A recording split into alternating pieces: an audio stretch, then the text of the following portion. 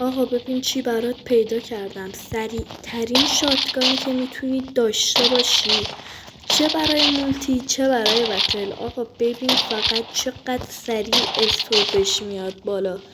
ببین یعنی بهتر و سریع تر از این شاتگان داخل بازی نیست. ببین چقدر سریع. آقا من این اولین ویدیوی چنلمه، هنوز یه مقداری نوبم. یه زمانی داخل آپارات فعالیت میکردم ولی دیدم یوتیوب خیلی بهتره و این جور چیزا، همینجور مسائل باعث شد که من بیام یوتیوب. همینطور که میبینید شاتای خفنی اینجا زدمش سرش ولی یارو نمرد. حالا اینو دیگه نمیدونم بچه دلیلاشو برام تو کامنت ها بگید. حتما اینو نگفتم، حتما چنلمو سابسکرایب کنید، ویدیوهامو لایک کنید و برام یه کامنت انگلیسی بذارید. بچه‌ها یوتیوب کامنت های فارسی رو حذف میکنه به دلیل اینکه ایران تحریمه. آقا اینجا اومدم فینیش یارو رو بگیرم، بعد دیپ فایر بزنم یارو بمیره. متاسفانه به خاطر اینکه انگشتم تازگی شکسته یه مقداری درد میکنه نتونستم خوب بزنمش. خلاصه که قراره به خاطر همین انگشتم، وضعیت انگشتم، یه سری انگشتی بخرم، نه از اون پارچه یا از اون کاسه پشت دسته پلیستیشنه. قرار بخرم که هم بازیم داخل ویدیو یه مقداری روون تر بشه، هم به خاطر انگشتم. آقا میبینید به خاطر همین یکم نوب بازی میکنم. 100% داخل کامنت ها اگر برام کامنت بذارید که قطعا نمیذارید، فقط هیت فوش ولی بازم اوکیه، همین هم بنویسید. حداقل من یه ویدیویی هم از همینا دارم. خلاصه که میبینید چه شاتاییه. آقا میومدم لیز بخورم هی میشه سرعت نمیگرفت میشه. یه لیست خوردم اولی، این دومی. اومدم این ور، اومدم یارو بزنم، دستم لرزید نخورد ولی اینو زدم.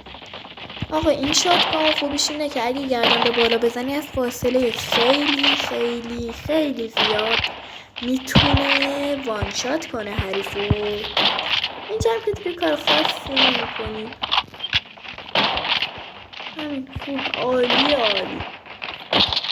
شاتگان بهترین شاتگانه، حتما بهتون توصیه میکنم خودتون برید بچینید و تستش کنید. حالا من یه مقدار اینجا بد بازی کردم میگید خب شاتگان چرت و پرت و اینا، خودتون برید تست کنید. اگه چرت بود هرچی میخواید بیاید تو کامنت ها من بگید. حداقل به خاطر شات کردن دل من ایرانی که هیچ وقتم قرار نیست حمایت بشم، اون لایک رو بزن، کامنت بذار، سابسکرایب کن. اینا بیشتر از 5 ثانیه طول نمیکشه. یه زنگوله هست اون بغل، نوتیف یادم نمیاد اسمشه، لطفا اونو بزنید تا وقت ویدیوی جدید گذاشتم یوتیوب بهتون خبر بده و اولین نفر بیاید ویدیوی ما رو ببینید. آقا اینجا سفون شخص کردم ببینم بازیم بهتر میشه که دیدم نه همونطوریه ولی یه مقداری راحت تر تونستم بازی کنم از این دید چون من مولتی پلیرم.